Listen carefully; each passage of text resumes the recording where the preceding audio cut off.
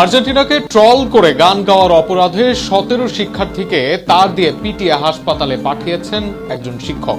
এমন এক বাজে দৃষ্টান্ত স্থাপন করেছেন নওগাঁর এক স্কুল শিক্ষক।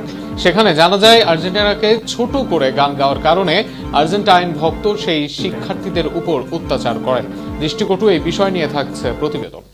নওগাঁ সদর উপজেলায় একটি সরকারি প্রাথমিক বিদ্যালয়ে আর্জেন্টিনা ফুটবল দলকে নিয়ে ব্যঙ্গাত্মক গান গাওয়াকে কেন্দ্র করে শিক্ষার্থীদের উপর এক শিক্ষকের মারধরের অভিযোগ উঠেছে। এ ঘটনায় অন্তত 17 শিক্ষার্থী আহত হয়েছে।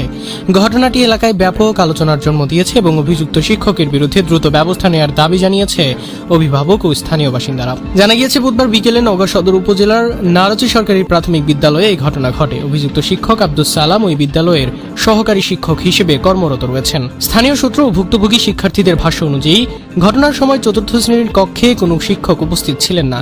সেই সুযোগে কয়েকজন শিক্ষার্থী ফুটবল নিয়ে আড্ডার এক পর্যায়ে আর্জেন্টিনা দলের পরাজয়কে কেন্দ্র করে ব্যঙ্গাত্মক গান গাইতে শুরু করে। তাদের গানের শব্দ শুনে সহকারী শিক্ষক আব্দুস সালাম শ্রেণীকক্ষে প্রবেশ করেন। নিজের সমর্থিত ফুটবল দলকে নিয়ে বিদ্রুপাত্মক মন্তব্য ও গান শুনে তিনি ক্ষুব্ধ হয়ে পড়েন। এরপর একটি প্লাস্টিকের বৈদ্যুতিক তার দিয়ে শ্রেণীকক্ষে থাকা শিক্ষার্থীদের উপর এলোপাতাড়ি আঘাত করতে থাকেন তিনি।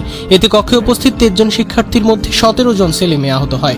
কয়েকজনের শিক্ষার্থীর শরীরে আঘাতের চিহ্ন দেখা যায় এবং তাদের চিকিৎসার জন্য হাসপাতালে নেওয়া হয়েছে বলে জানান স্থানীয়রা। ঘটনার খবর দ্রুত এলাকায় ছড়িয়ে পড়লে অভিভাবক ও স্থানীয় বাসিন্দাদের মধ্যে তীব্র ক্ষোভের সৃষ্টি হয়। রাতেই বিদ্যালয় সংলগ্ন নারচি মোড় এলাকায় বিক্ষোভ মিছিল করেন তারা।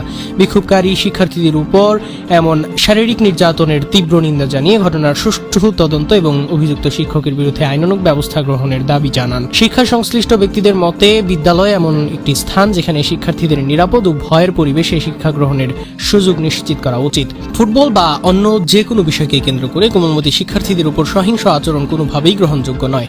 তাই এই ঘটনার নিরপেক্ষ তদন্ত করে সত্য ঘটনা উদ্ঘাটন এবং দোষী প্রমাণিত হলে সংশ্লিষ্ট ব্যক্তির বিরুদ্ধে যথাযথ ব্যবস্থা নেওয়ার দাবি জোরালো হচ্ছে।